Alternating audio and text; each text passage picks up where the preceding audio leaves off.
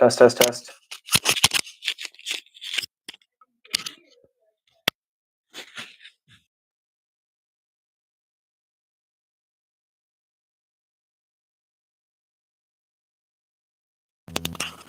Yeah. Test, test, test. 1, 2, 3. Test, test, test. 1, 2, 3. Test, test, test. 1, 2, 3.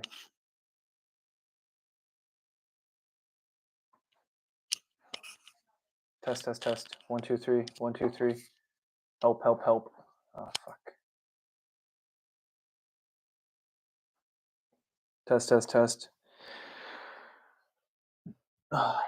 Test, test, test. 1, 2, 3.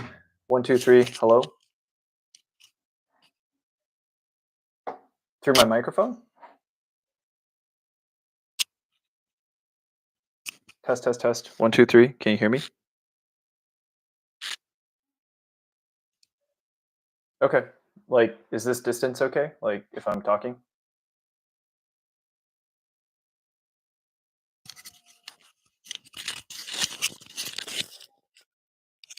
Test, test, test. 1, 2, 3. Can you hear me? Can you hear me? It's better? Okay. Should I just keep it here then? I can. Okay. Like it's clear? Very clear. Oh, Jesus Christ.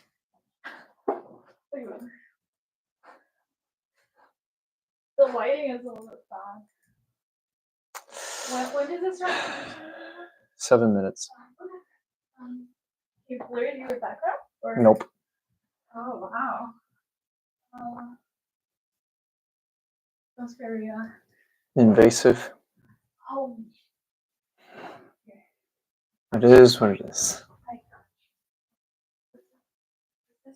Why I Test. Oh, thanks. 提醒大家，我等一下会开始，我的。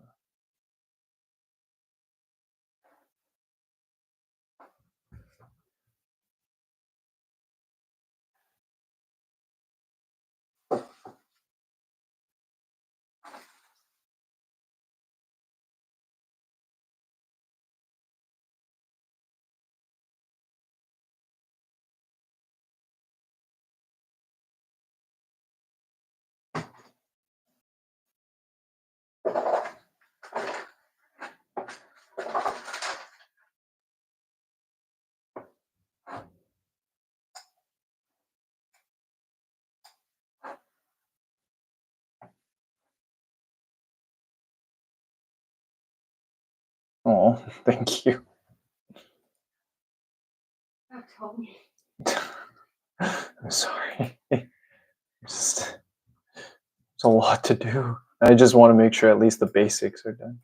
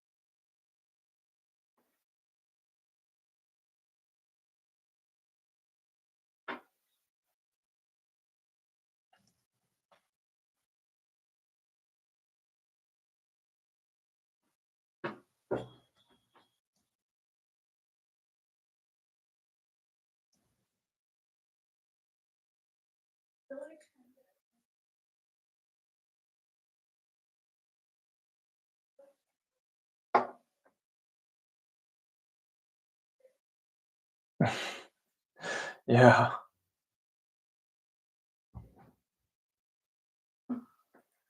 Go to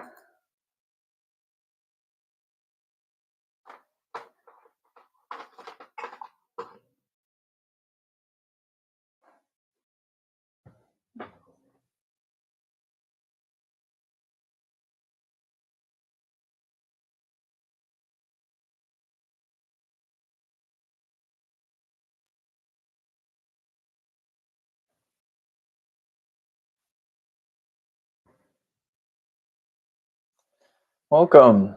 We got 4 minutes before we start, but if you want to just hang out on the live stream, that's good. But good to see you.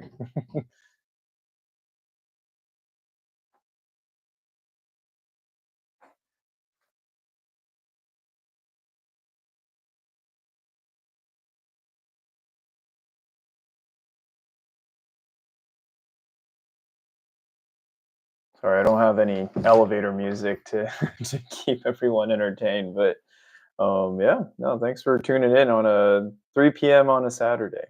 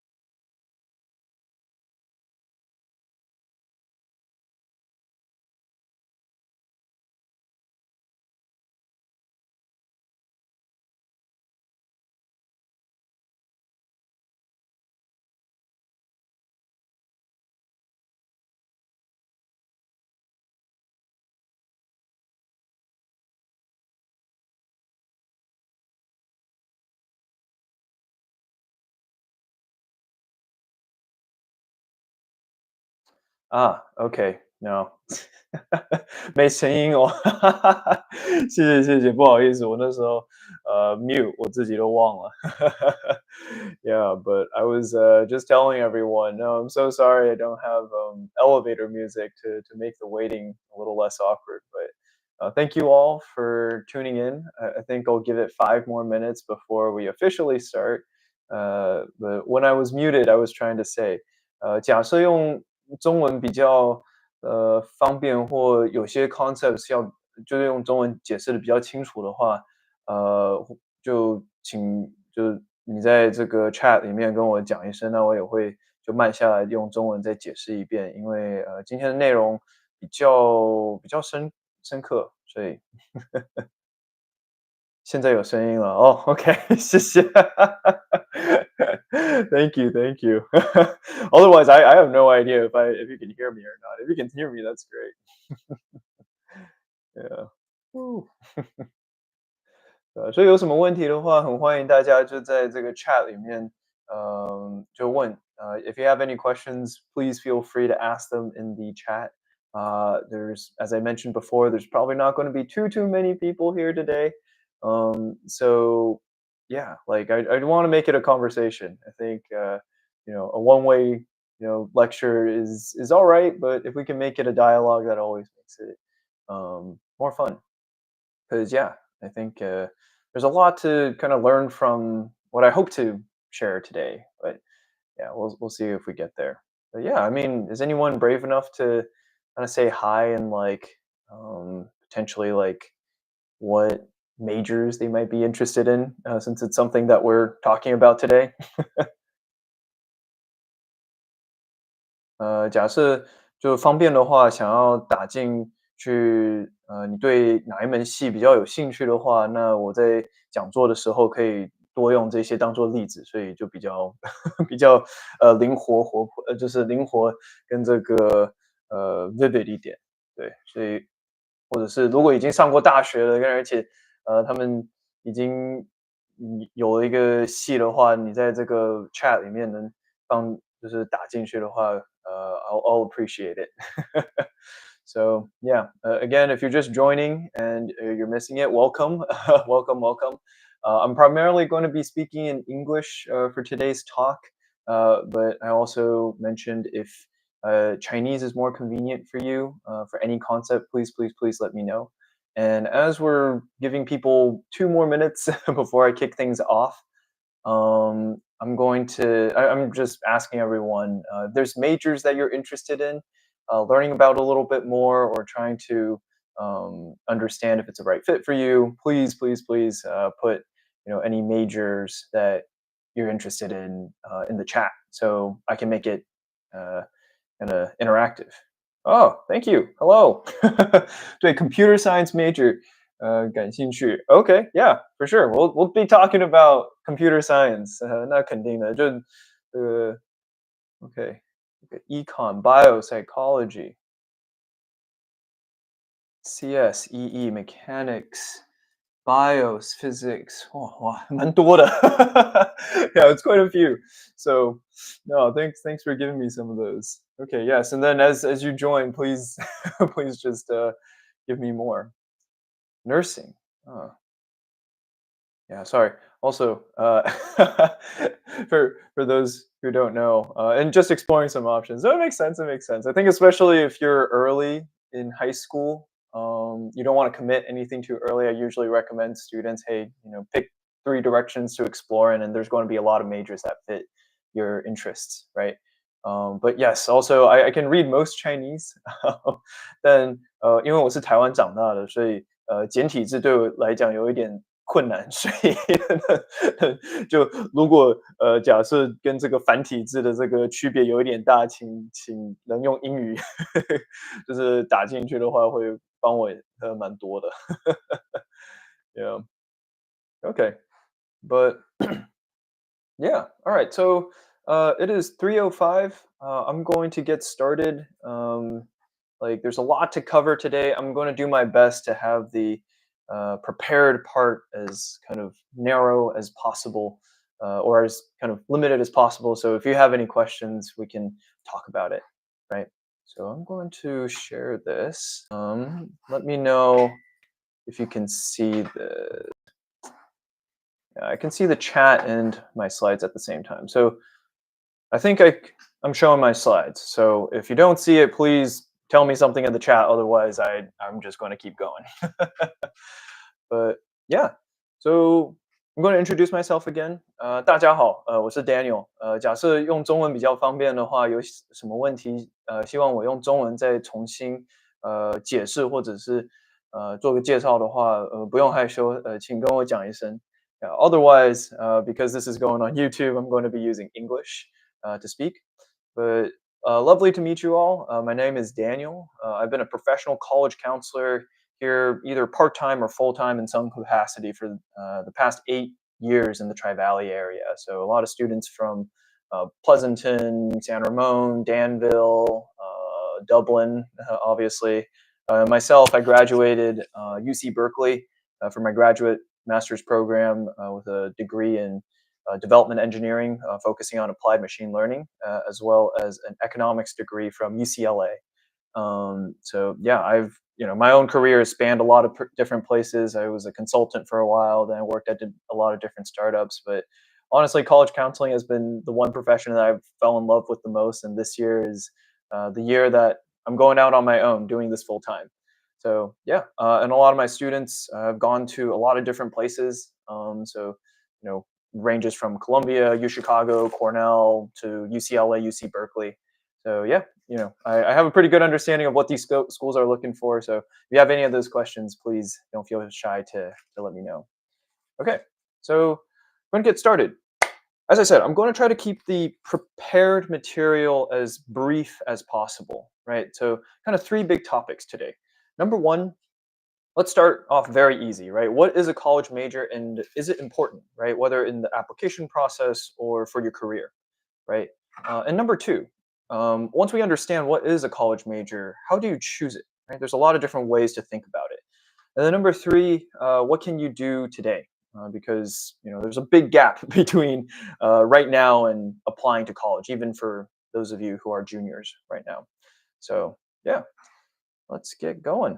So let's just start off with these two kind of basic questions. What is a college major and is it important?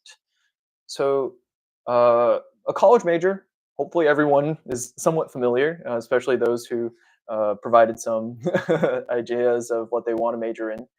It's a major. A major is an area of study you can choose to specialize in college, right? So over the 4 years of college, you're going to be taking classes very focused on this area of study, and how you want to think about majors in terms of how they're organized is there's typically the first 2 years are your lower division courses. So these are very foundational courses. They're very theory based, and they're very interchangeable. So your first 2 years is a good time to switch your majors. So we'll talk a little bit about changing your majors and what are kind of the pros and cons of that. And then your last 2 years of college are your upper division electives for your major. So these are kind of classes that you get to choose. They're a lot more interesting, more hands-on. Personally, I really loved my upper division electives. Those are some of my favorite classes that I took in college. But yeah, and for certain majors, sometimes they'll also require an optional capstone or a thesis project. These are, there's not real like, oh, like this is an incredible thing, but I think it's a really worthy experience for students who want to put together all of the things that they've learned throughout college into a capstone or a thesis project, and especially for students who want to, have something to show to employers or to a future graduate school program, right? So on the right, hopefully you're already looking at them. These are different majors that you can consider. So you have math here.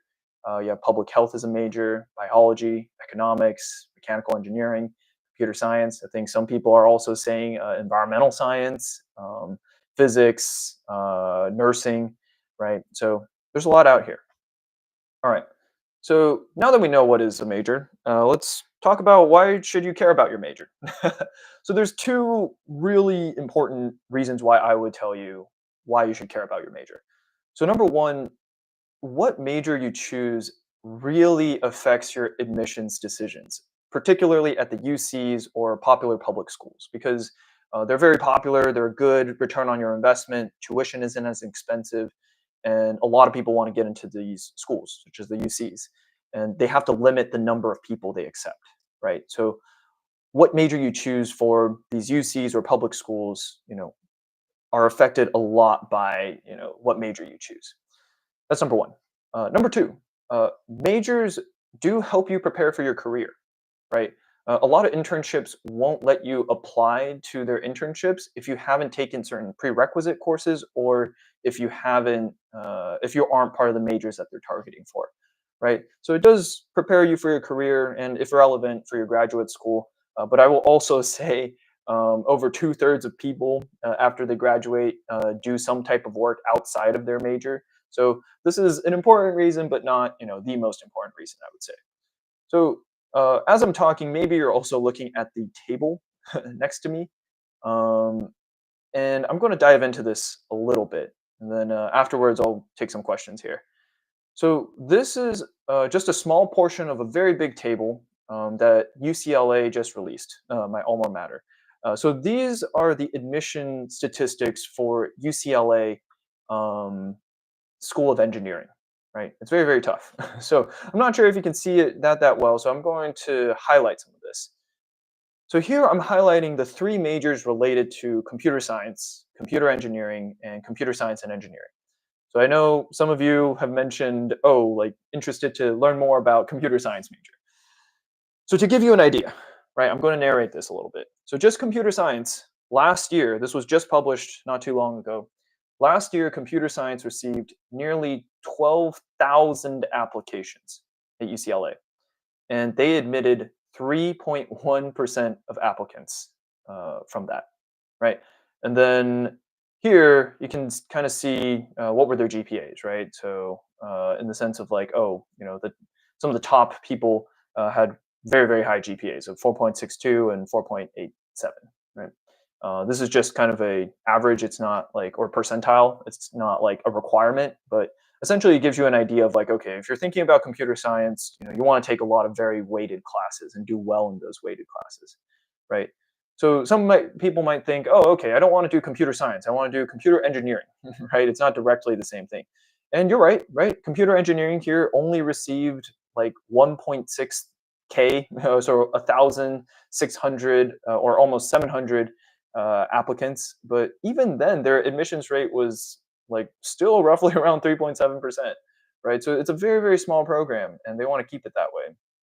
So you want to be mindful of that, right? And then computer science and engineering. So this is kind of similar to what most people are familiar with EECS, so electrical engineering and computer science at Berkeley. So it's the equivalent here.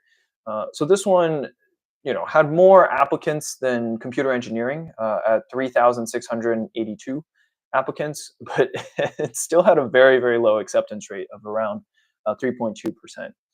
So what this means is if you apply to computer science, right, you're fighting for, let me pull out a calculator here. Let's like 3% of that is, yeah, you're fighting for roughly 360 seats or so for computer science, right, at UCLA. So if you were to choose any other major, your odds improve significantly. So just to give you an example, right?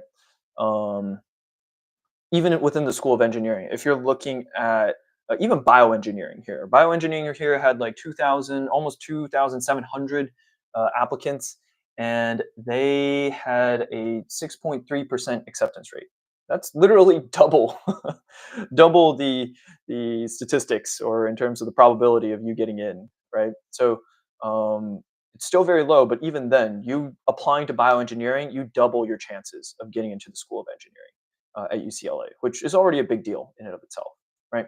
And then you look at chemical engineering, right? Only 1,000 people or so, but they accepted 17% of those people. So, granted, it's still a pretty small class, but your likelihood goes up way, way, way more, right? So, I think these are things just to think about when you're choosing your major, because each major has different kind of admissions rate that you want to kind of be strategic about. So, before I go on, does anybody have kind of questions here? Feel free to type in the chat. If not, I'm gonna keep going.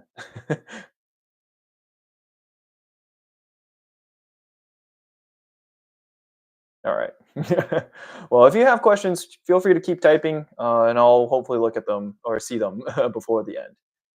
So now that we know getting into college or getting into certain majors such as computer science is incredibly difficult. Oh yeah, even if the admit rate is higher, the GPA is still about the same. Yeah, I mean, they still want very, very good candidates, right? And I'll get into that a little bit more. It's a very good point and a very good observation there. So I'll get into that a little bit more in a bit. But yeah, now that it's very, very hard, like, for engineering majors at UCLA, it's very, very hard to get into. Just for all other schools in general, like how do you decide on what majors you want to do, right? So let's dive in. Um, so here are the five most popular majors, right? So it was actually very different back then, but now it's kind of settled on these five, right? And the fifth one, I'll have people guess. So number one is computer science. It used to not be this. It actually used to be business or pre-med. But now, because computer science is such high-paying jobs, it's become the number one most applied to major. Number two is business slash economics. So people who want to go into finance, people who want to go into marketing, economics loosely. That's all kind of bundled into one category. And then number three, pre-med, right? So anybody who want to go into healthcare, so to become a dentist, a doctor, a like physical therapist, right? So these are kind of people kind of lumped into third category. Number four is mathematics. So it's one of those subjects that's very popular in school. So students kind of know, okay, from school, math, I can do a math major in college.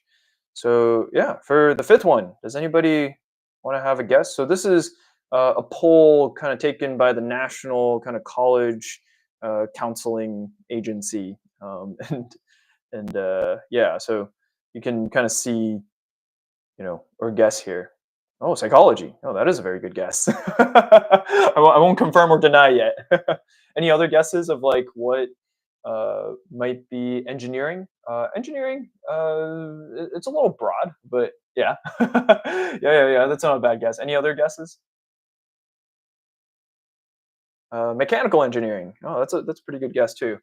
Actually, unfortunately for mechanical engineering has been declining over time. People who used to be in mechanical engineering are now shifting to computer science because it pays more, unfortunately. So, yeah. What's the difference between computer science and engineering? That's a very good question. So, computer science is a very interesting discipline. It is typically housed under the School of Engineering, but not every university will put it under the School of Engineering. Sometimes computer science will be its own program, or it will be under the School of Letters and Sciences, because it isn't like a traditional engineering major where you have to know physics, have to know chemistry in order to do the rest of the kind of engineering program. So depending on the school you go to, sometimes computer science is considered engineering, sometimes it's not. So that's something to be aware of when you're considering what majors to do, because there are certain computer science majors that aren't in the School of Engineering, such as UCLA. Right? UCLA has a linguistics and computer science major that actually is not under the School of Engineering, but you still learn and take a lot of the similar computer science classes there. But yeah, that's a very good question. But yeah, no, thanks for all the interaction. I'm going to have to move on. But yes, engineering, just general engineering category. So that includes mechanical engineering, civil engineering. Oh my gosh, I'm like blanking on the other one. Electrical engineering, right? Like these are all kind of housed under the engineering category under the fifth one there. So yeah, all right, we'll keep going. And if you have questions, please kind of put them in the chat. So today I want to first introduce the idea of like different types of majors, right? So there's a lot of different ways or things that you can study in college, right? And it's going to differ kind of depending on what school you go to and kind of what is that focus of that school, right? So these are full disclosure. These are types that I've kind of come up with myself through my own experiences, either my professional ones or through counseling, right? And I just wanted to share these because I think they're a useful way of understanding what might be a good major for you. So first, we have technical or skill-based majors. Second, we have domain-based majors. Three, we have interdisciplinary majors. And fourth, we have application-based majors. So the first type, technical or skill-based majors. So this one, I think some people have already kind of cited some of them, right? So skill-based majors are majors where you're learning a type of skill that you can apply across a lot of different industries, right? So I think people have been talking about electrical engineering, mechanical engineering, um, what's it called? Someone put in econ, right? So these are all sort of skill-based majors in the sense of it doesn't matter which industry you go into, you should be able to apply that skill into that industry, right? So computer science is one here, data science is one, business is another. So these are very skill-based industries. You're not locked into one industry or another. So this is very good for people who really care about the type of job or role that they're doing. What's the day to day that they're doing, with a lot of options to pivot to a lot of industries, right? So computer science is a great example, right? Like one of my very close friends and business partner, his name is Jerry. He worked at both Facebook and Robinhood, right? So Facebook is a social media company. It's like very kind of media centric, and then Robinhood is a very like kind of finance focused company, right? In terms of personal investment and banking, that sort of thing. So computer science is an applicable skill into both of those industries in that case, right? So yeah, I mean, I think this is kind of just a general like understanding of certain majors, right? Any questions about technical or skill based majors before I go on? Yeah, no worries. Okay, I'll just keep going. If you're typing, I'll try to see your question as we're going on. So the second type are domain-based majors. So domain-based majors are kind of the opposite of skill-based or technical-based majors, right? So domain-based majors, these are kind of things where you're locked into a certain type of industry, right? So biology is a great example. Actually, I'm like looking at this slide. I actually don't think communications is as good of an example, but communications is the idea of like how do you talk to people, right? So media and entertainment, that sort of thing, right? I think someone gave the example of environmental science, or I think environmental science is a very good example of a domain major because when you're involved with environmental science, you're very closely dealing with climate change or climate tech kind of related fields and industries, right? So biology, environmental science, and a little bit of communications. These are great examples of domain-based majors. And this is really good for people who really care about entering a specific industry that they could have a lot of different role options to have, right? Like it's like I don't care what I'm doing, I just know I want to go into environmental science. I want to make a difference in kind of how humanity is challenging climate change, right? I just want to have a background in environmental science. So that's an example of a domain-based major. So any kind of thoughts or questions around that?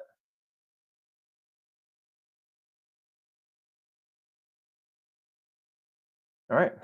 So hopefully both of these types of majors are pretty familiar to people, right? Like you either learn a skill or you learn a domain or an industry, right? And it depends on kind of your preference in terms of as a student what makes sense for you, right? But now I'm going to go into something that's a little more unique and something that I think more students should think about when they're applying to college or planning for what majors to pursue. These are interdisciplinary majors, right? So interdisciplinary majors are majors where you have the intersection of both skill and domain, and sometimes you have multiple skills for one domain, but this is just a simple illustration with certain examples, right? So this is good for people, for higher paying jobs typically, right? Because it requires more than one kind of, I guess, discipline and background to be able to do well. So, for example, the intersection of computer science and biology, you're going to get computational biology. So, this is a very kind of a much smaller major compared to computer science or biology, right? But your odds are you now have a background in both biology and computer science, which I think is pretty cool. Another example might be at the intersection between data science and biology, right? So this would be bioinformatics. So a lot of what you're doing here is understanding, hey, how do we take data to be able to understand or solve problems in biology, right? So whether that is looking at public health problems or disease things and that sort of thing. I'm not a bioinformatics person, but that's my understanding. And another kind of intersection you can consider here for biology is the intersection between business and biology. So the intersection between business and biology, you can see this as healthcare management, right? So someone who cares deeply about, hey, like, how do we take care of people, but how do we take care of people at scale, right? And business is kind of the part to help you solve problems of organizing people and businesses, and biology is kind of the technical skill set that you need or domain knowledge you need in order to help those people, right? And I'll just highlight, yeah, these three for now. But yeah, so if people have questions, please type them. But as you're thinking about your questions, I will add here, right? Interdisciplinary majors aren't usually very popular in terms of applications because a lot of students don't know about interdisciplinary majors. So when you're thinking about what majors might give you the higher admission rates, I'd really encourage to think about interdisciplinary majors. So I get a lot of questions from students and parents where they're like, oh my god, like, my student or I'm interested in both physics and economics, like how do I combine them? Right? Or like what do I choose? I think that's the question, right? I usually get, it's like between physics and economics, like which one do I choose? And I'll tell them, how about instead of choosing, asking yourself, how can I combine physics and economics? Right? That could be a really like interesting intersection, right? I just made that up on the spot, but I think I actually did get that question not too long ago. Maybe it's about, yeah, what part of physics do you like, and how does that intersect with markets and how they interact, right? So it's about being creative and trying to see, hey, like at the intersections of my interests, is there an interdisciplinary major that fits me? Because for one, you get to explore all of these topics in your interdisciplinary major, and then second, in terms of admission, it's much much easier, typically, to get into a lot of these majors, right? So, yeah. Any kind of thoughts or questions? All right, cool. I'll keep moving on. Yeah. So, kind of the last type of major I'll go through are application-based majors. So they're kind of a subset of interdisciplinary majors, but application-based majors are usually very practical or application focused majors, right? These majors are, preparing you to work immediately after graduation. So I'm just some examples here are like quantitative marketing. So that's the intersection of communications and data science. Another one would be marketing, right? Intersection of business and communications. Healthcare management is also an example of an application-based major. So I want to highlight that these types of majors aren't really as common at the UCs or the Ivy Leagues.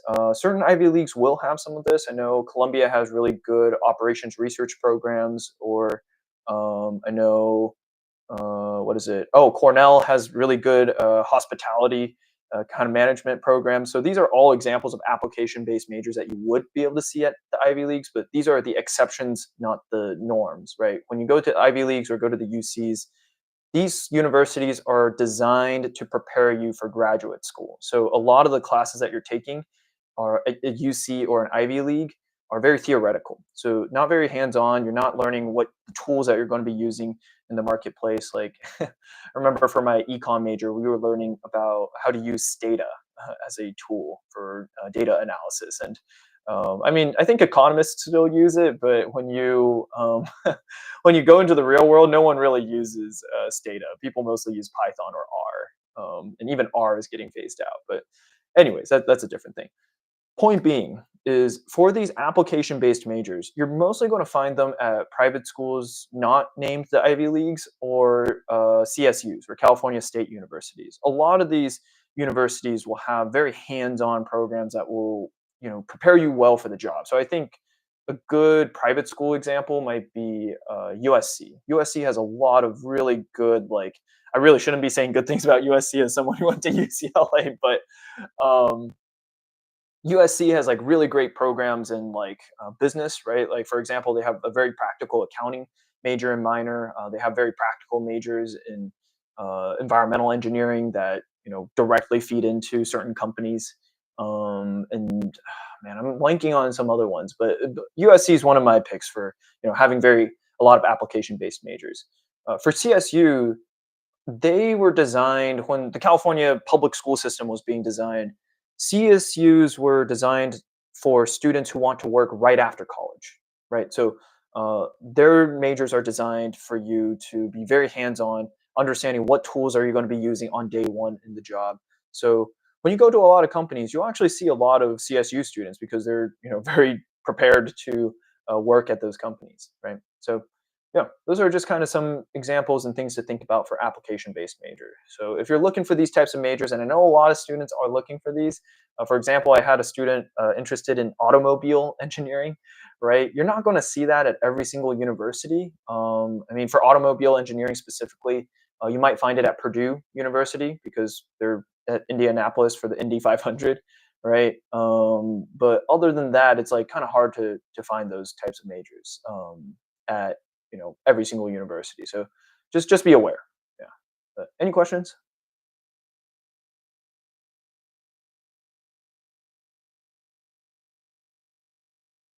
All right.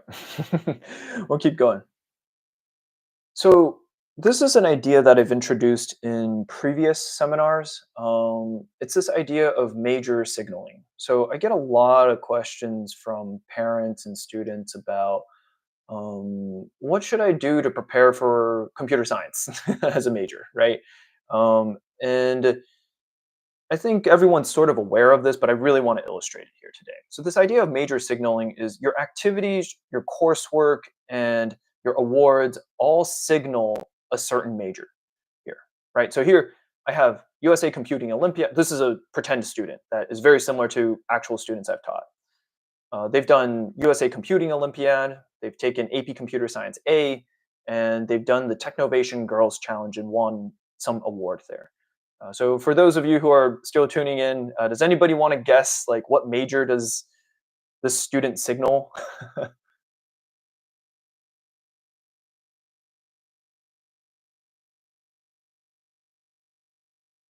The student took or did USA Computing Olympiad, AP Computer Science A, Technovation Girls.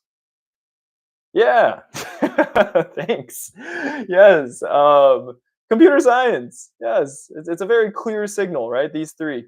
Computer science is almost in the name for all of these, right? So these are very clear signals for computer science, right? And when you're planning your major or when you're figuring out what major might be a good fit for you, think about what do your activities signal, right? So here's an easy example. I'll give you maybe a harder example here. So I also had a student that has this is definitely based off of a real student. So they attended a AI camp. It's called Inspirit AI, where they learned about different machine learning techniques. They also took math all the way up to multivariable calculus. And for the AMC American Mathematics Competition, they were able to qualify for AMY as kind of the level that they got to. So based off of just these three kind of signals, right?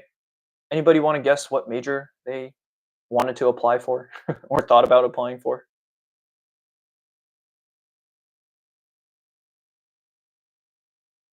Oh, applied math. That's a pretty good guess. Yeah. Anybody else?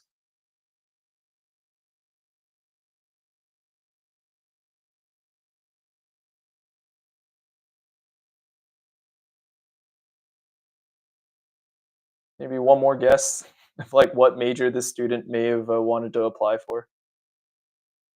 Machine learning. Unfortunately, machine learning isn't its own major. I think the closest major might be data science, but that's a pretty new major. Not every school has that. Mathematics.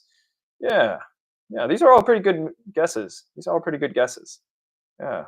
No, thank you for everyone for participating. It makes it more fun. But yeah, I mean, if you're still typing in your guess, please submit them. But I'll just reveal it right now. This student came to me wanting to apply for computer science. Thank you. Wanting to apply for computer science, right? But I think everyone's like kind of agreeing that it doesn't quite like the signals aren't quite as direct, right? Like you can make a case that oh, math is a foundation for computer science, or good math students are going to be good CS students, or doing ML, leads to computer science. But the one-to-one comparison or the connection isn't as clear, right? So what I ended up recommending the student to apply for was to apply for statistics or applied math. So I think those of you who guessed in that direction of like mathematics and even machine learning, I'll count that as a statistics major. You're absolutely correct, right? Like these are very clear signals for someone who's stronger in statistics and applied math. I know a lot of people get intimidated by applied math because they hear, "Oh my gosh, like I know my neighbor's kid who got into USAMO who applied to applied math and they got waitlisted by applied math or something." Depends on the school, right? Sometimes there are certain situations there that may make their case more nuanced and complicated than that. But from a major signaling perspective, you really, really want to give yourself the most clear, explainable major to the admissions officer. You don't want them to try to do cartwheels to understand you're doing an AI camp up to multivariable calculus and AMC. And you want to apply to computer science? That doesn't quite make sense to me, right? So make it easier for the admissions officer there, right? Okay, so major selection strategy. Or actually, yeah, I guess before that, any questions about kind of this idea of major signaling and making sure that your activities, classes, and awards align with your major?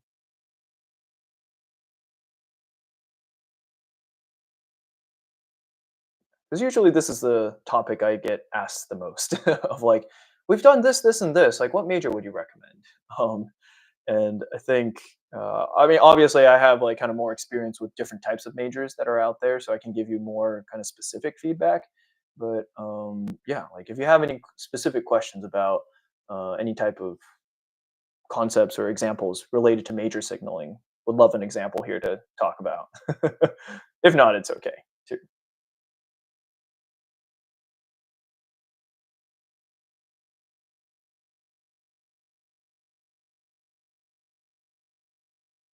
Okay, I'll just keep going. But if you do have examples or kind of things you want me to kind of talk through, please let me know. So, major selection. Oh, hello. What am I interested in several majors? Ah, that's actually a very good question, and something I will talk about right now. Thanks for the question. So, my advice is going to give, like, in terms of what majors to select for, is going to be different for rising seniors. So if you are a junior versus if you are not a rising senior, right? Because if you're about to become senior, your runway for making adjustments to your profile is essentially just a summer, right? So that what you can do is very limited. Whereas if you're pre-senior, if you're a sophomore or a freshman, or you have a lot of time to be able to adjust. So my advice will be different for rising seniors. So if you are currently a junior, right? I would first ask yourself, what activities and classes have you done, right? And the follow-up question of what majors do they signal, right? And the strategy here is like kind of what I've been implying throughout, right? Based off of the class activities and classes you've done, choose the less popular but best fit majors. So those are the interdisciplinary majors. Those are the majors that aren't part of the top five majors that I listed above, right? Looking for the ones where like you had to go onto Google in order to find, right? Those are the types of majors that if you had to put effort into learning about them, other people are likely not going to find them either, right? Another one that I actually didn't put on here. So if you're listening, this is probably one of the best piece of advice secrets I could give you is when you're looking up majors, look to see if the major was just created. So a lot of the times universities are, adding majors or taking off majors or what have you, right? When a university adds a new major, that is when they are the least certain about who they want to admit into their uh, inaugural class of these types of majors, right? There are some exceptions, of course. So UCLA and UC Berkeley opened up like a data science major, right? So data science major, data science is already a pretty popular field. So not a lot of people. I mean, a lot of people would already want to apply into it. But a good example would be, for example, Rice. Right, Rice University is located in Texas. It's a very good university. Um, they recently created a new major called operations research, right? So operations research, if you're familiar with it, I think I mentioned it a little bit when I mentioned Columbia. Um, it it's kind of an intersection between business, math, and statistics, right? And it's a very brand new major at Rice. So what that means is if you apply into that major at Rice, the people who are reviewing your application, they won't even really know what they're looking for. So, if you don't have like a very strong fit into any other major, like betting you placing your bets on some of these newer majors will actually give you a much higher probability of getting in, right? So that's an example. You can do your research. If you have questions, feel free to ask me. But yeah, so the second bullet point I have for rising seniors is if you don't have a strong, consistent signal for any particular major, right? Like you've done activities all over the place, right? This is your last summer to be able to do activities that are very aligned with your majors, to be able to send a stronger signal that you're a good alignment with that major, right? Because what admissions officers are asking is, hey, are you ready to be a student within our major, right? So what they'll do is look at your classes, our activities, and they're looking for these strong signals. So if you don't have those strong signals yet, what I'd recommend is look into community college classes to see what classes you can take that might be a better signal for that. For example, if you're thinking about going into a business major, but you haven't taken any business related classes, I'd recommend going to community college to take an intro to business class, right? That's an easy one. Or if you're interested in, I think nursing was the example. Um, it may not even be a community college class, but for something like nursing, I would recommend, hey, go to the American Red Cross and get CPR certified, right? That's also a very strong signal of, hey, I want to, help people, I want to teach people, or I want to know how to do CPR, or get your first aid certification for nursing. That's also something else to consider. And there are courses for this all over the place, and especially over the summer when people are swimming, I really recommend it. But yeah, so classes, certifications, that sort of thing, think about what might be strong signals to get into those things, get into the majors you're looking for. Number two, activities or big projects, right? So this summer is really the summer for you to be able to prove to yourself, prove to colleges that, hey, you have ambition, you're willing to take initiative, and you're willing to work really, really hard as a student, right? So doing some type of big activity or big project is an incredible signal to them, right? So I think some people, I'm just going to pick on a major here. Okay, so someone mentioned psychology earlier, right? So if you're interested in psychology, right, a big project or a big activity that you can do might be related to, I mean, it could be research related, right? So if you wanted to do a psychology related research project, you could say, hey, I want to do a psychological research study amongst people and take like a personality survey of like, hey, like, are people who are, I don't know, procrastinators, people who do homework at the last minute correlated with certain personality traits, right? So that could be a research topic that they're doing. That would be a big signal of their strong psychology fit, right? Or I'm going to take another major example here, environmental science. So I'll take environmental science. So environmental science is really closely related to working on like climate change initiative related stuff. So for instance, it's like you care a lot about doing well for the environment. So you want to reduce waste. And one of your interests might be fashion, right? You love clothes, you like buying clothes, and you want to do a project around spreading awareness to people on how to reduce their fashion consumption and waste, and how do you make smarter fashion kind of choices. So maybe it's a project that advertises, hey, this is how much fashion contributes to pollution. Or maybe you can do also a research project of, hey, like let's do some research around the neighborhood of how much are people willing to pay in order to get their clothes recycled or get their clothes taken care of or sold somewhere else, right? So these are all just random ideas and activities and projects. If you have any specific things, feel free to ask me. But yeah, and then finally, leadership opportunities, right? So I know some students who are interested in mechanical engineering or civil engineering are looking for leadership opportunities. So one of the activities I usually recommend them is looking into an organization called Habitat for Humanity. So, I wish this were live so I could ask people to raise their hand if they know about Habitat for Humanity. But, for those who don't know, Habitat for Humanity is a nonprofit organization that helps build housing or repairs housing for low income areas. And what you can do is you can go volunteer in San Francisco or in San Jose or all around the Bay as well to be able to help build houses or fix houses for people in those areas. So you can go as an individual, right? Or if you want some leadership credit, you can get a group of your friends together to show up to one of these Habitat for Humanity volunteering events. And that's a great leadership kind of example, right? Or if you like teaching, right? If you like teaching and you want to major in, let's see, physics, right? Maybe over the summer you become a physics tutor, right? And that, even a tutor one-on-one situation, that's considered leadership because you have to take care of someone and be thoughtful about how to best guide them, right? Granted, it's one-on-one, so I would recommend try to do one-on-two or some larger thing. But yeah, so these are for rising seniors. Yeah. Any questions for rising seniors? I think a lot of these actually kind of also apply to juniors as well. So, or I mean, non-rising seniors as well. But yeah, any questions or thoughts?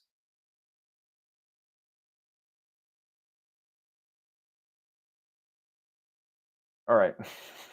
Yeah, I'll keep going. So for non-seniors, right? I really would advise you to think about these questions. So number one, what are you interested in? Right? What I always recommend to students is finding at least three topics or three areas of interest that you have, um, and doing at least one activity for each. So, for example, you're interested in mechanical engineering, psychology, and what is it? Biology, right? These are the three areas that you want to explore. So, over the summer, I would encourage you to find a mechanical engineering related class or activity. So maybe it's a robotics club.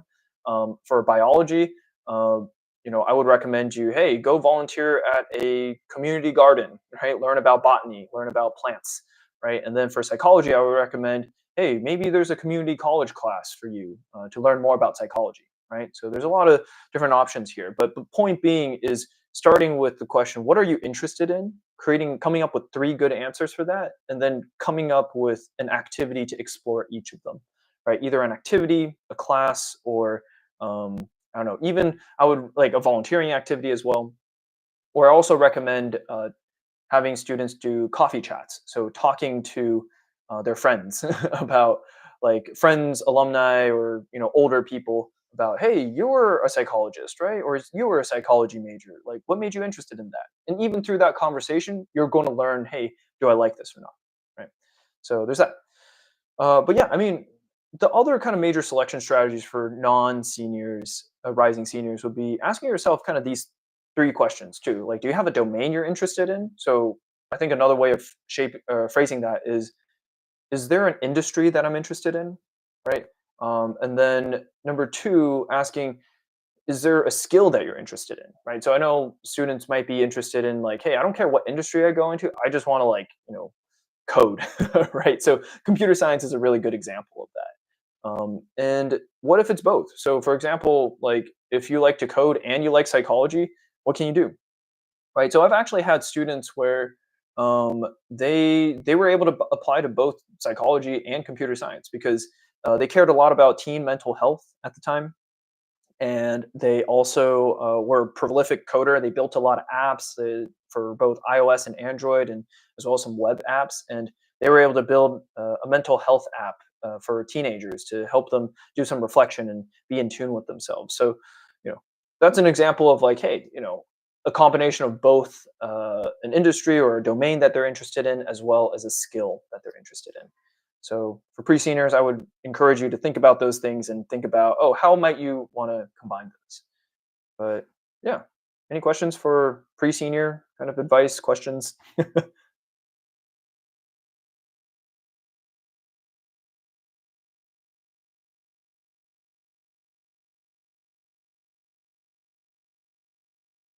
Yeah, and I guess while people might be still thinking about,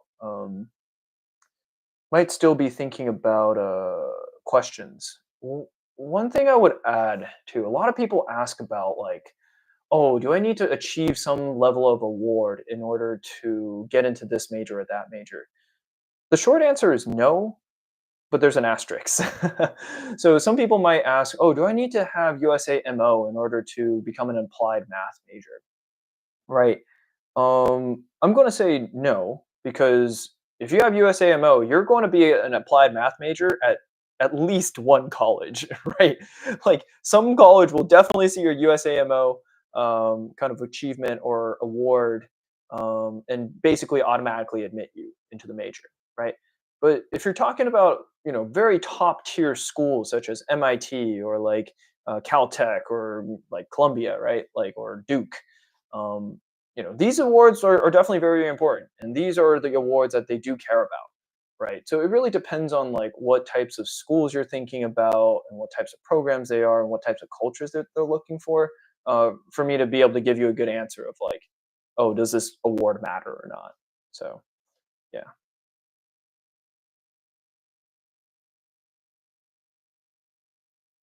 All right. There's no questions. I'll keep going. Okay. So last bit of major selection strategy kind of advice I can give.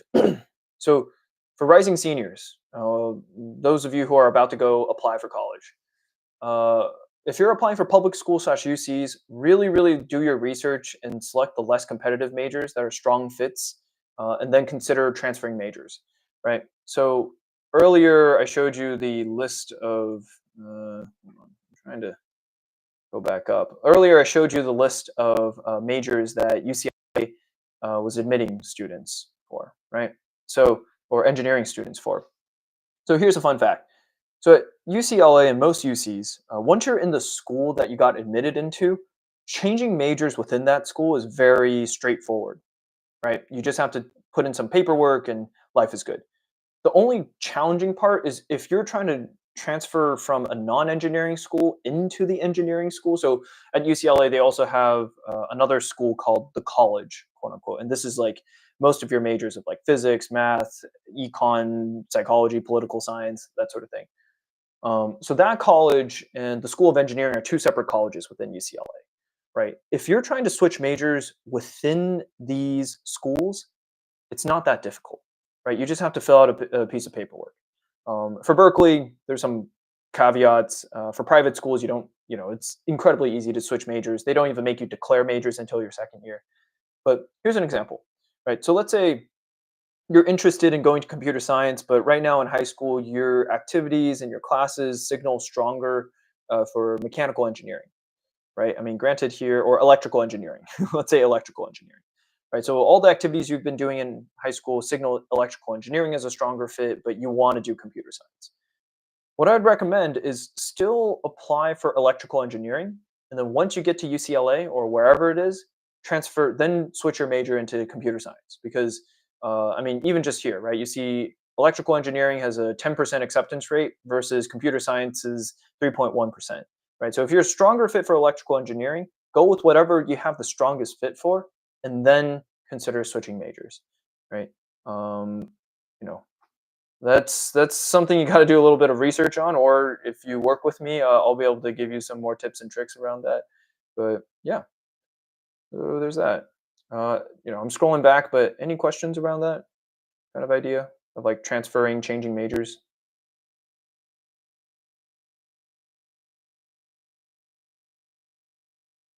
Okay, I'll keep going. Yeah, so as I said, this really only applies, that strategy of changing majors really only applies to public schools. Private schools, it's less so. Um, so it's it's yeah, like for private schools, I think the bigger thing is asking yourself, are you a good cultural fit, right? So they don't care about what major you choose as much. They just care, are you going to fit into the culture of the students that we have, right? But just make sure that you have somewhat of a good fit, like your activities and your classes like are mostly in line.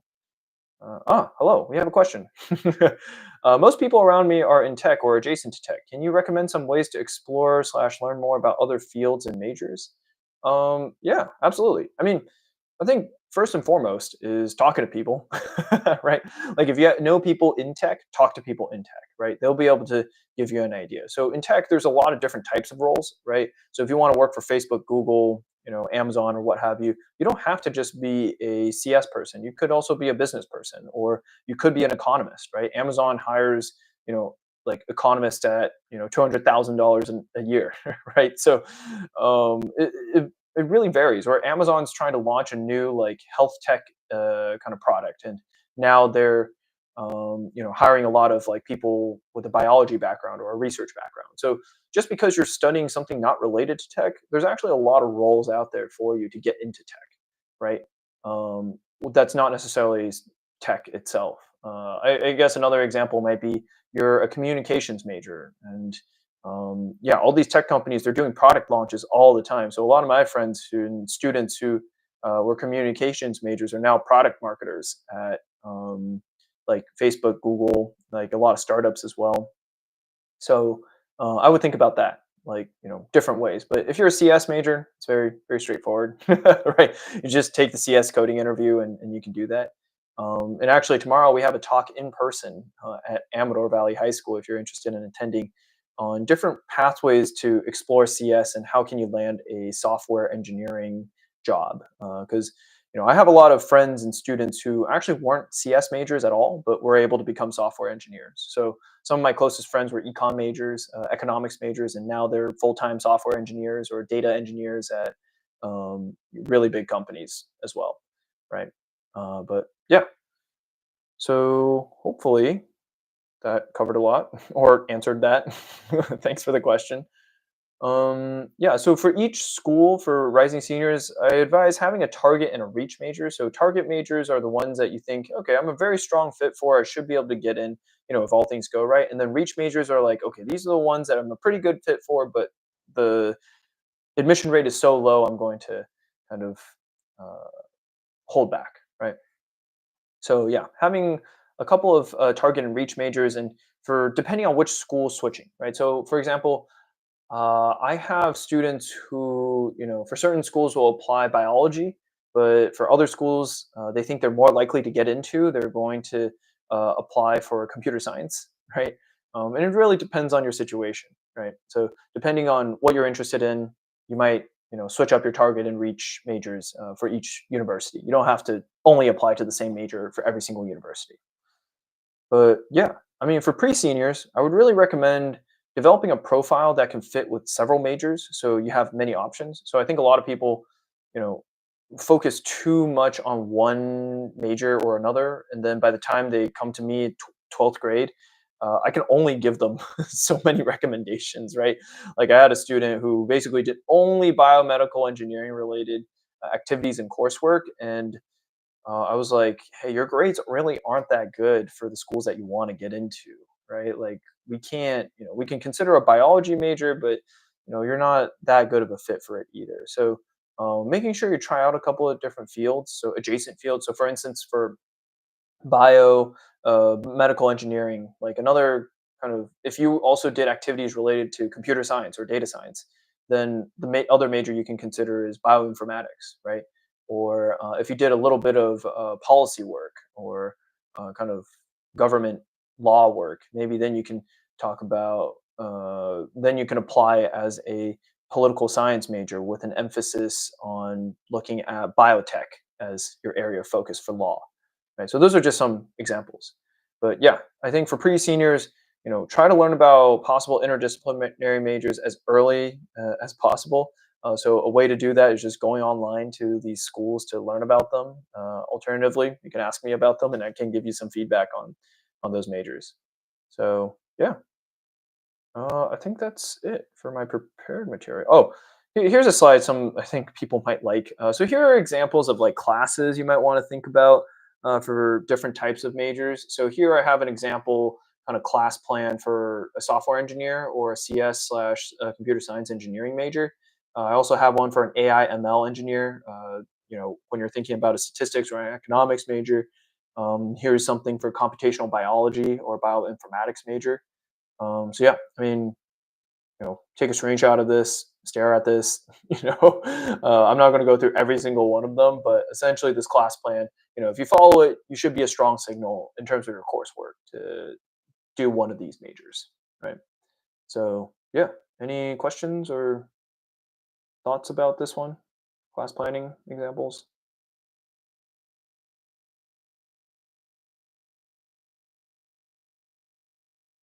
Yeah. So I also want to emphasize, I guess, if you're still thinking about questions, is right. These are careers, right? Software engineering is a career. AI ML engineer is a career. Computational biology slash and bioinformatics. That's not quite a career, but point being is that with these, with this class plan, you are set up to apply to different kinds of majors, right? Granted, computer science or computer science engineering are pretty similar majors, but like for example, statistics and economics are pretty different majors with some fundamental overlaps, but with the same course plan, you can apply to both, right? So, yeah, like you can try to brainstorm this yourself. I also help students kind of do this type of planning so that, hey, if you're interested in a general area, I can create the class plan with you to make sure you have those options open when you're applying to college. So, yeah. Same thing with the computational biology and bioinformatics, right? So yeah, you take these classes, you're a very strong fit for bioinformatics. I would also add statistics here as well, AP Stats. But yeah, any questions or thoughts about class planning in high school? So either class planning or if you're a junior, rising senior, and your class plan or transcript matches this, then these are good majors for you to think about. All right. So I know we're at 4 p.m. We started a little late, so I'll try to wrap this up. But thank you all so much for hanging in there. Now is kind of the portion where I get to share with you what can you do today. Yeah. So for rising seniors, here's my advice to you. Right. Like I think I said a lot of this earlier too. But number one, reflect on what you've done and what majors best suit you based off of what you've done.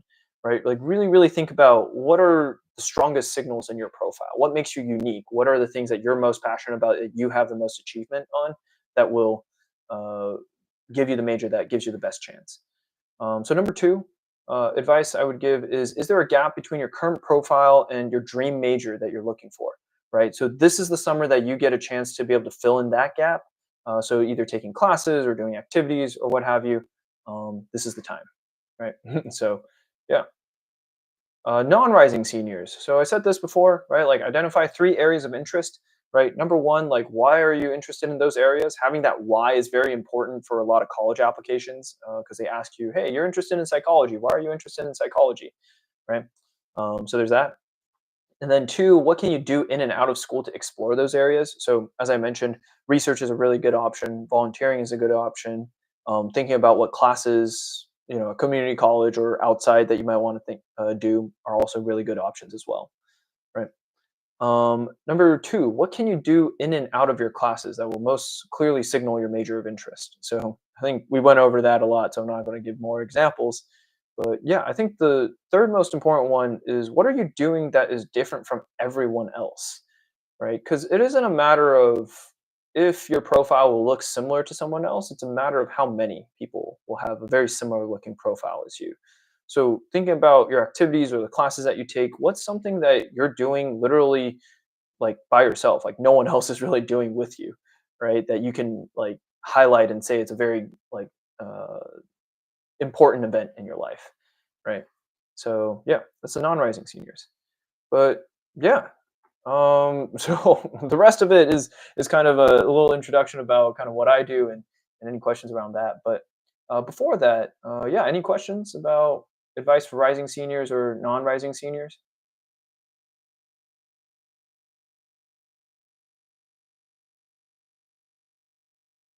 All right. Well, in that case, thank you all for participating, but I'm just going to quickly kind of go over this. There's a lot of ways that, I try to help rising seniors, right? So if you're a junior about to become a senior, I have two camps for you that you can consider. So an early action, early decision application camp and a UC application camp. So through this camp, a lot of the stuff I talk about major and how do you strategize for your major, I'll go through with you and I'll give you kind of my recommendations for what majors you might want to apply for, right? And yeah, like that's kind of the big idea. So in terms of majors, that's what I help you with, and also for essays, I'll also help you get started there as well. But yeah, if you want me to help you from start to finish, right, whether you're a rising senior or not, like you know, I will provide one-on-one guidance for you and your family to kind of help you with how do you position your story, your essay positioning, and advising and editing that extracurricular kind of strategy. Also, how do you go about your letters of recommendation and all that stuff. So you just hopefully you feel like there's a friend and a mentor to kind of walk you through every step of the way. But if you're not a rising senior, here are some of the things that I work with for younger students as well as my business partner Jerry. You can see him here in the picture. So college counseling year round. So I do this for all grades, starting as early as eighth grade as well. So if you come to me earlier, we get to work on a lot about what I talked about earlier for your major of like, hey, what areas are you interested in, right? And I'll tell you, you don't even need to think about the major. You just tell me what you're interested in, and I'll be able to give you feedback on what majors you want to consider applying for or preparing for. right? So I kind of remove that stress from you, and I'll give you kind of a good like planning and advice in terms of how do you cater your profile to be in a good spot when you're in a senior year situation. And then yeah, I mean for younger students from sixth all the way to 11th graders, I have this healthy habits development program where if you struggle to stay focused or trying to get your grades up or you aren't able to have as much self-control as you'd like, I have this healthy habits development program to kind of help you, create a plan for yourself and be able to improve every week in order to, stay more focused and improve your grades. And then we also have summer classes. So summer classes here, we actually added a couple of classes. So if you came before, here's the ones that we have. We have an introduction to middle school math competitions class. So if you're interested in math and not too sure if you want to do competition math in middle school, here's a great class to get you started. Number two, we have a USA Computing Olympiad camp. It's specifically for bronze students. So anyone who's a rising eighth grader all the way to 11th graders, this is a great place to figure out, hey, is computer science for me, and am I a good fit for computer science? And then another one is Introduction to Programming and Game Design. So Computing Olympiad requires a little bit of programming background, but Introduction to Programming and Game Design does not require any programming experience. So this is a really great way of you exploring your interest in computer science and understanding like, hey, you know, I want to start building projects. So when you have projects, that's good to put on your applications. And yeah, and then what's it called? Project Lead. So this is a very new program. This is kind of taking all the like different STEM subjects and creating a project at the very end of it to ask yourself like, hey, how can I use STEM to create an impact? So this, you'll have a project at the end of it. You might work with a really cool nonprofit organization for this, and you'll have a really great experience to talk about in your college apps. So this is something that Jerry and I are working together on to put on. So yeah, but oh my god. So I got a question. Can you go back to the summer college app slide? How many hours you meet every day? That's a very good question. So I never put it down on here, but so we'll be meeting Monday through Fridays for an hour and a half for all these, for both of these camps. And through this 1 hour and a half, like, I'll have individual office hours outside of that as well. So for each of you who come to the camp, I'll have like 15 to 30 minutes just talking and working with you individually throughout the whole camp as well. So yeah, no, it's a very good question. Thanks.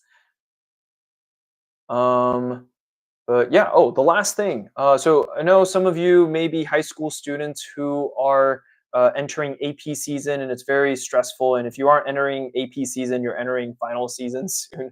So we kind of have this kind of initiative that we're calling the gym. So this is essentially tutoring and competition coaching. So here you get paired with someone one-on-one to be able to help you improve your grades or do better at different competitions. So any AP subjects we help with, any honor subjects we'll also help with, AMC competitions as well. So Jerry was a former USAMO and as well as a USA JMO qualifier back in high school. He's also a very accomplished competitive computer science and math person while in college at UCLA. I can attest to that. But yeah, so he does personal coaching for both of those, and he also just for fun. It's a bit rare, but a Quiz Bowl coaching. So if anybody does Quiz Bowl and you want a great coach to help you out, Jerry's a good person to talk to. So yeah, I think that's all I had.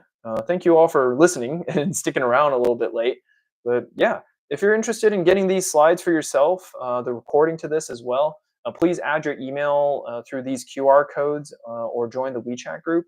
Um, so for this add your email link, it's going to take you to our event registration page. So if you already registered for this event previously, I'll send these out to you automatically.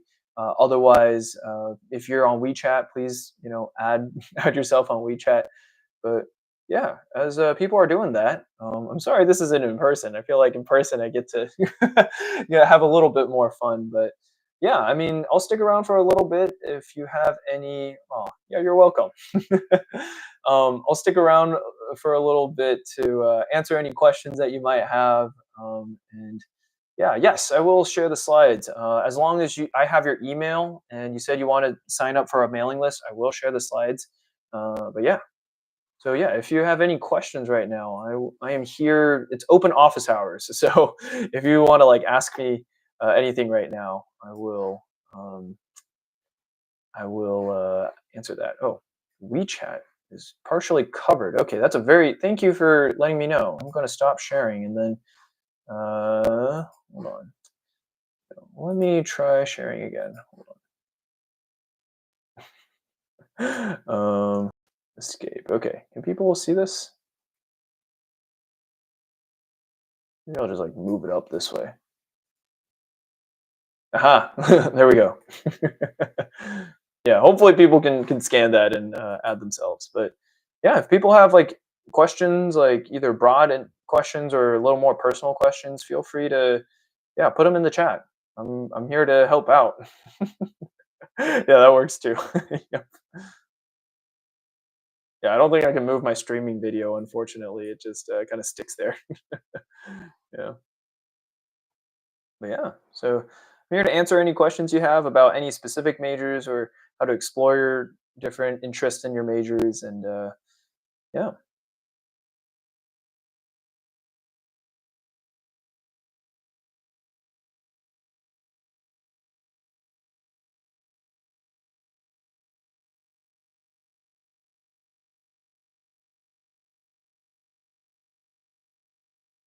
Oh, actually, for whoever's still here and tuning in, if people have questions and are still typing the question, does anybody want to guess what is the most selective major at UCLA? It has something to do with one of the majors that people mentioned above, actually.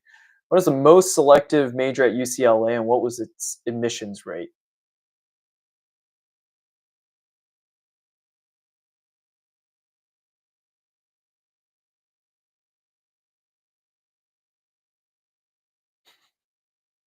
Yeah, maybe people are busy typing their maybe people are busy typing their questions. Econ at 1%. No, econ has a much higher admissions rate, and actually they don't publish econ admissions rate specifically because it's part of the college, and the college they kind of make it all into one big thing.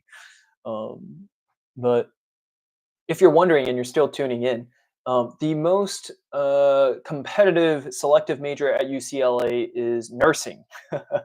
Nursing major at UCLA has a 0.8% acceptance rate. They only accept 40 to 50 students every single year. So incredibly competitive. I think another one that's following a very close second is UCLA's design major. Oh, CS, no. CS is actually quite generous. 3% is quite generous at UCLA.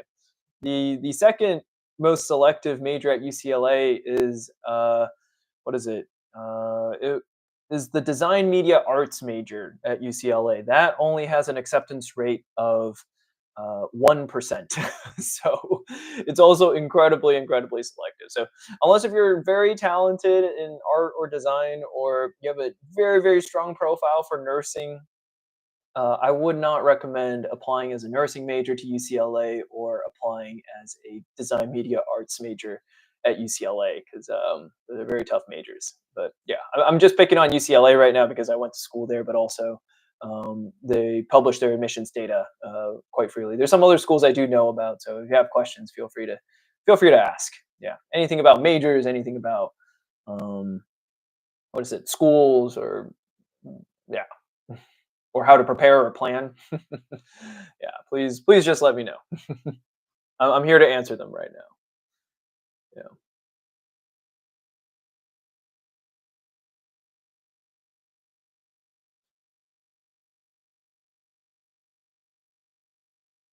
I don't know if people are typing or not, but if people are typing and they just need me to kind of kill time to give them some time to type, I'll also talk a little bit about, because I get a lot of questions about, oh, is doing competitive math good for computer science, or is doing what is it?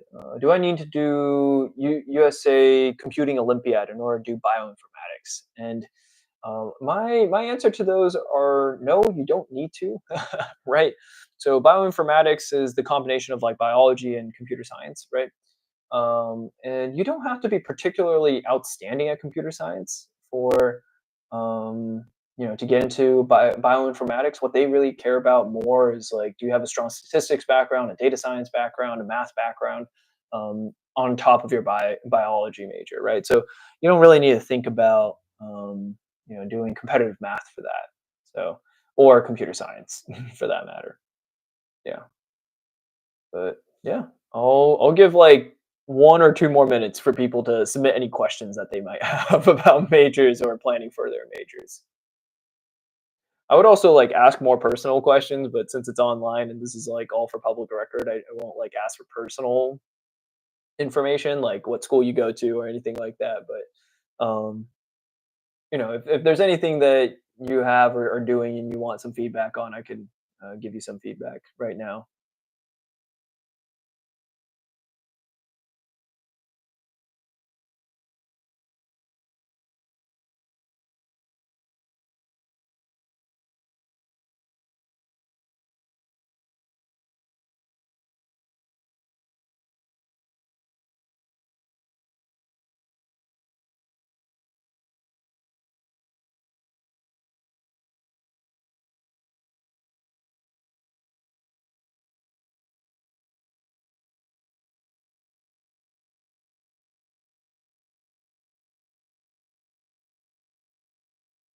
嗯。那再给大家最后一次机会，如果有问题的话，很欢迎现在问，没问题的话也没关系。今天也可以就到此为止。如果还有问题的话，很欢迎大家就加入我们这个微信群组，或者是就是想要 email 联络也可以，因为这我 email，大家都应该收到我 email，所以应该都有我 email 可以跟我联系。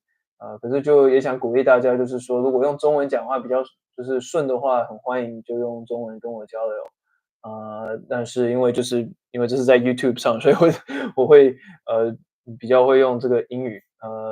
但是对，没其他问题的话，那就感谢大家。今天一个周六，一个有点冷、有点下雨的这个周六，tune in，到这个 major planning 的这个 workshop。今天人不是特别多，可是就希望能就是做个介绍，跟大家做个认识。OK，好，非常感谢大家。有什么问题的话，就希望以后再见吧。OK，好，拜拜。